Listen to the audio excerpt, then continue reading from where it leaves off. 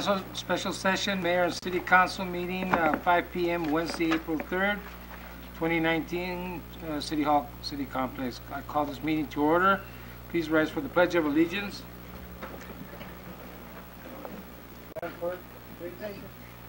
I pledge allegiance to the flag of the United States of America and to the republic for which it stands, one nation, under God, indivisible, with liberty and justice for all. Thank you very much.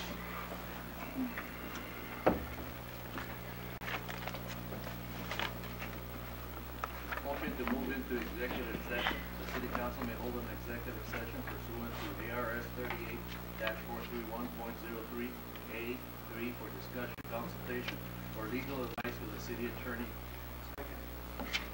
All in favor signify by saying aye. Aye.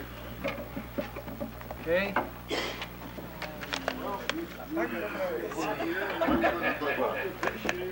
Oh, gosh. Owner's number.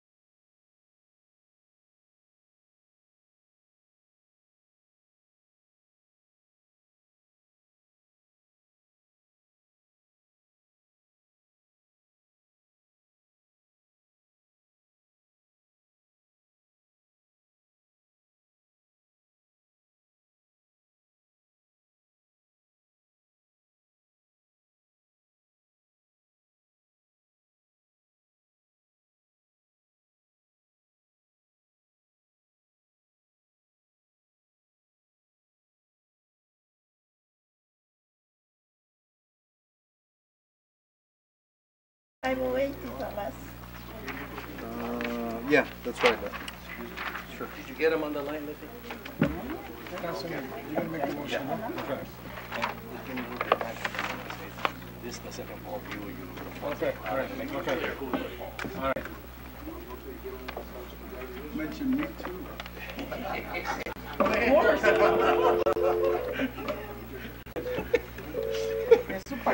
Oye, he was re-elected. He was re-elected. Well, that's true. You didn't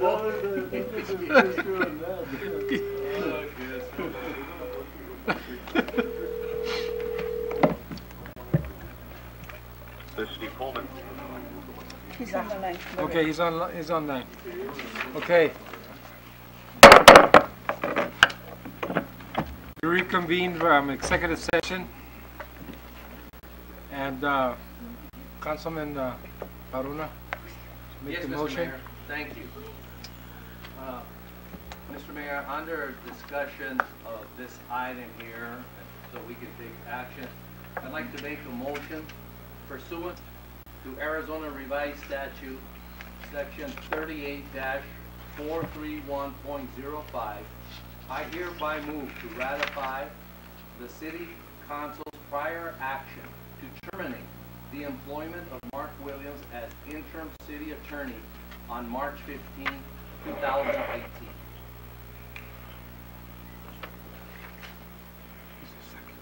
Is there a second? Second.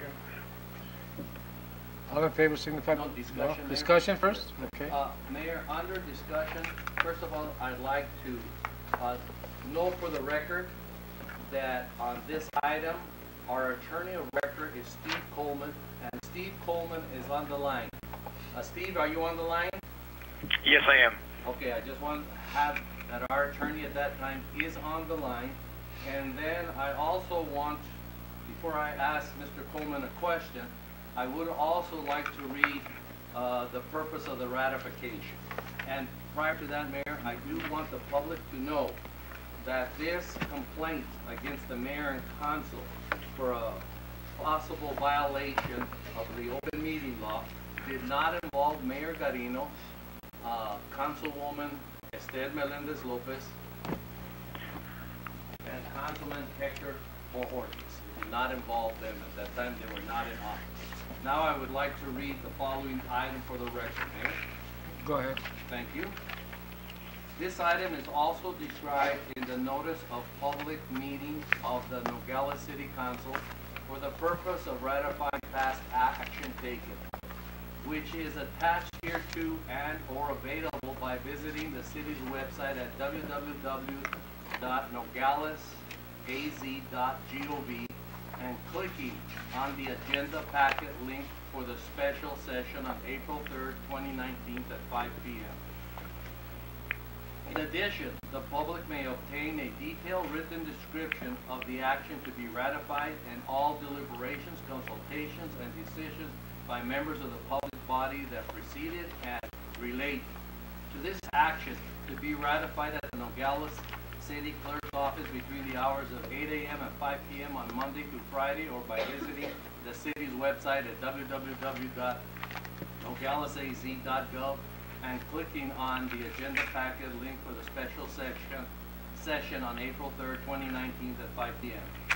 This material will be made available to the public at least 72 hours in advance of the meeting. This time I would like to ask our attorney of the record, Mr. Coleman, who is on the telephone attending this meeting telephonically. Mr. Coleman, it's my belief that everything that we did during the meeting, going into executive session, you were off and the writing of the agenda items.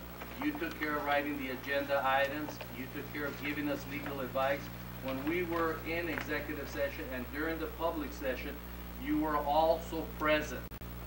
So my question is, I don't feel that we violated the open meeting law, and Attorney General is saying that there is a violation. So I want the public to know specifically what was happening, and I also want to know that usually the Attorney General's office places sanctions on individual council people when they commit violations of the open meeting law, and there are no sanctions against any members of this council for this potential violation of the open meeting law. And why, if there's no sanctions, why is it that we committed a violation of the open meeting? Sure, I would be council member. I'd be happy to address those issues, and I agree with all of your statements. And it is my view that I believe that the city did comply with the open meeting law. I would like to start just by saying a couple of words about this, the findings of the Attorney General's office. So when a complaint is made, there's an investigation that's done, and then the Attorney General's office issues an informal conclusion. So at this point, no court or judge or administrative agency has made any finding that there has been a formal violation of the open meeting law by the Nogales City Council. If you look at the letter, it specifically states that the facts in the letter are not administrative findings of fact, and that this is not a formal opinion of the Attorney General's office. It should not be cited as authority in other matters.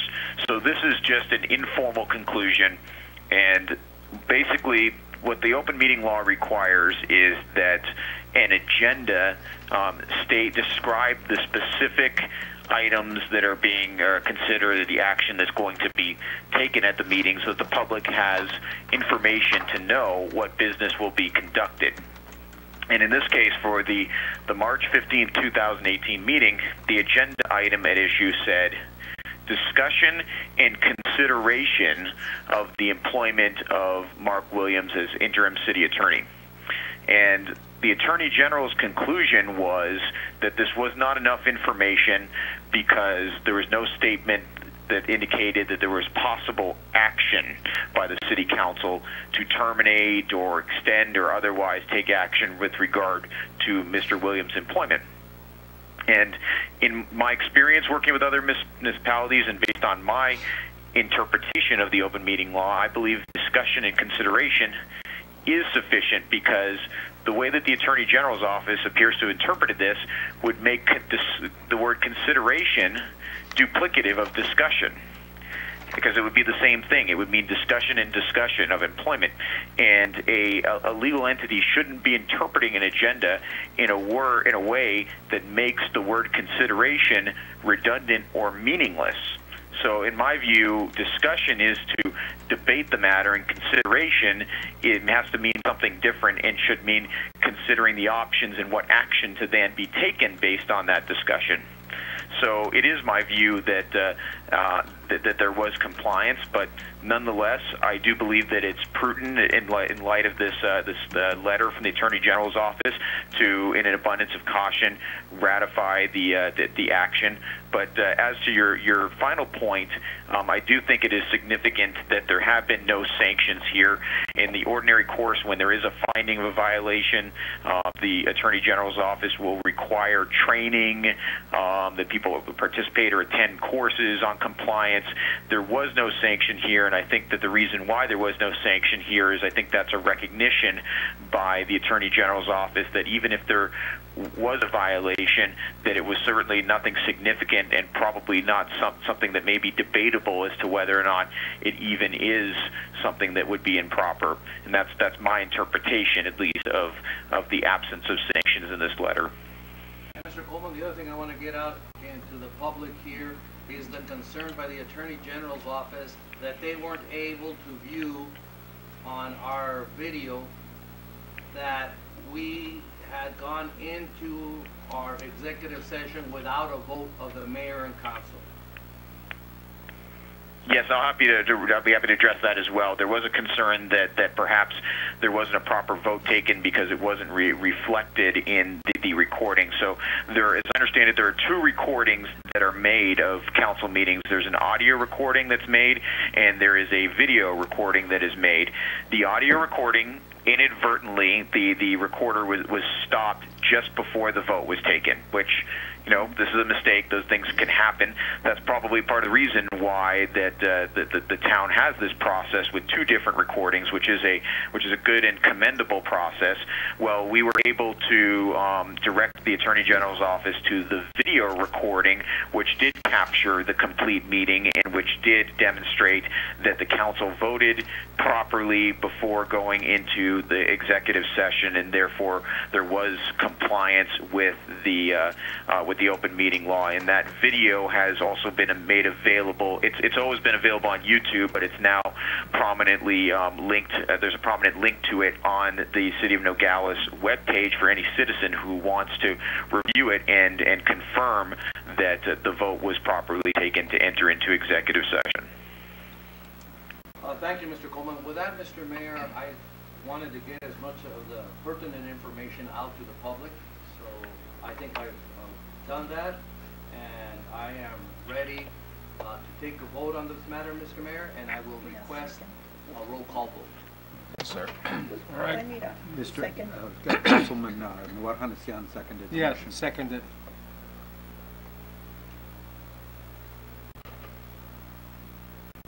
Thank you. Madam Clerk, we'll start with Councilmember Jorquez. Aye.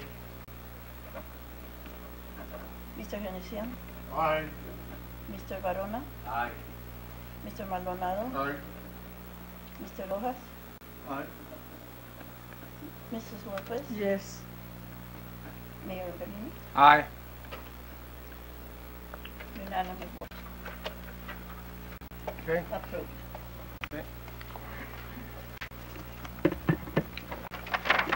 So we'll call this meeting, this section of the meeting adjourned. This meeting is adjourned. Mayor, would you just tell the students that their meeting Yes. starts at 6 Yeah. o'clock so they don't Yes. take off and go home? This was another meeting. No. So we'll be back in 20 minutes to address yours, okay? Be patient.